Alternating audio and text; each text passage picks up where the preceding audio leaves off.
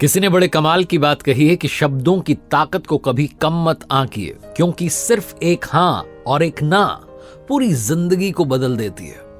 नमस्ते, मैं हूं आरजे कार्तिक। एक बड़ी छोटी सी कहानी सुनाता हूं एक राजा की, जो सपनों के फल जानने में बड़ा यकीन रखता था। स्वप्न आया और तुरंत वो विशेषज्ञ को बुलाकर के पूछता था, एक्सपर्ट को बुलाकर के, कि इसका मतलब क्या है, मैंने सपना देखा, इसका मीनिंग क्या है। उसके दरबार में बहुत सारे विशेषज्ञ थे जो उसे ये बताया करते थे और राजा उन पर जो है यकीन करता था, फॉलो करता था। जैसा उसने सपने में देखा, जैसा उसको फल पता चला, वैसा ही वो जो है अपना काम करने लगता आगे, कि क्या करना सही रहेगा, क्या करना सही नहीं रहेगा।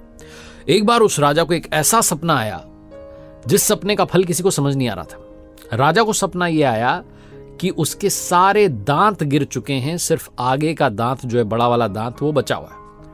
उसने अपने दरबार में जो एक्सपर्ट्स थे, विशेषज्ञ थे, उनसे पूछा कि बताइए इसका मतलब क्या है, इसका फल क्या है। तो लोग बता नहीं पा रहे थे ठीक।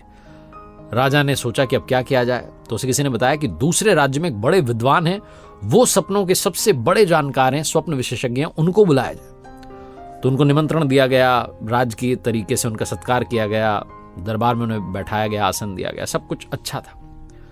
जब वो आ गए तो फिर राजा ने अपना सपना दोहराया।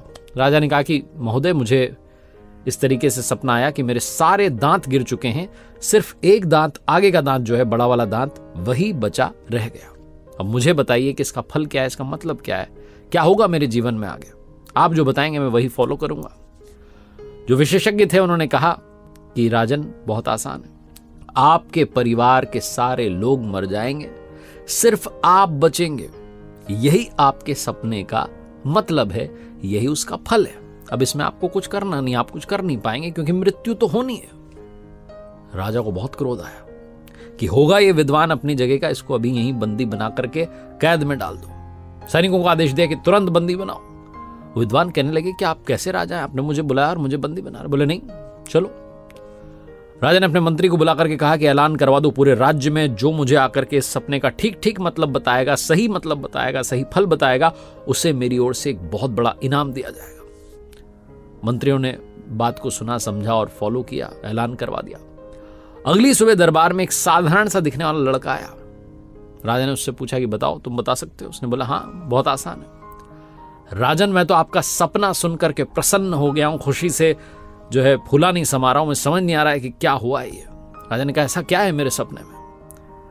तो उस साधारण से दिखने वाले लड़के ने कहा कि राजन, आप हमारे राज्य पर लंबे समय तक शासन करेंगे, क्योंकि आप सबसे लंबी आयु वाले व्यक्ति होंगे आपके परिवार में। राजन, आपकी उम्र सबसे ज्यादा आपके परिवार में, यानी आप हमारे राजा बहुत वर्षों तक रहेंगे और हमारा राज्य ऐसे ही उन्नति करता रहेगा।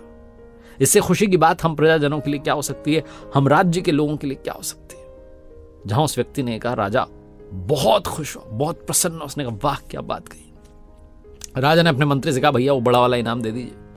बहुत सारे हीरे जवाहरात, सोने के सिक्के पूरा भर करके एक बैग उसको दे दिया। वो लड़का वहां से जब जा रहा था अपना इनाम लेकर के, तो उसी जगह से निकला जहां कैद में वो विद्वान अंदर बंद थे। उन्होंने पूछा, भाई तुमने ऐसा क्या मतलब बता दिया कि तुम्हें इनाम मिल गया? उसने कहा, मैंने वही तो बात बोली जो आपने बोली थी। बोले, ऐसा क्या बोला तुमने? बोले, मैंने ये बोला कि राजन, आप लंबे समय तक शासन करेंगे, आप सबसे लंबी आयु वाले व्यक्ति हैं अपने परिवार में। विद्वान ने कहा, यही तो मैंने बोला था। उस साधारण से दिखने वाले लड़के ने कहा, नहीं, आपने तो ये बोला था कि तुम्हारे परिवार के सब मर जाएंगे और सिर्फ तुम बचोगे। मैंने सिर्फ शब्दों का सही चयन किया और आज इतना बड़ा इनाम मेरे साथ जा रहा है। बहुत छोटी सी कहानी है।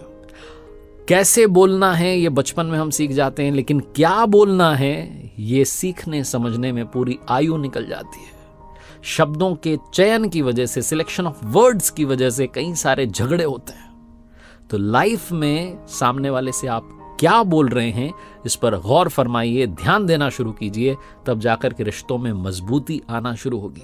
कई बार कुछ ऐसा हम बोल देते हैं कि बाद में सोच रहे होते हैं, काश ये नहीं बोला होता तो मेरा रिश्ता, मेरा रिलेशनशिप बच जाता।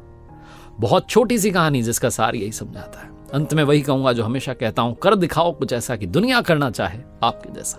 याद रखिए, हर सोमवार सुबह 9:30 बजे मेरे साथ देखिए एक नई कहानी, और मेरी ऑफिशियल वेबसाइट आप डेफिनेटली विजिट कीजिएगा। उम्मीद है वहां पर जो कोर्सेज हैं आपको पसंद आएंगे। www.rjkartik.in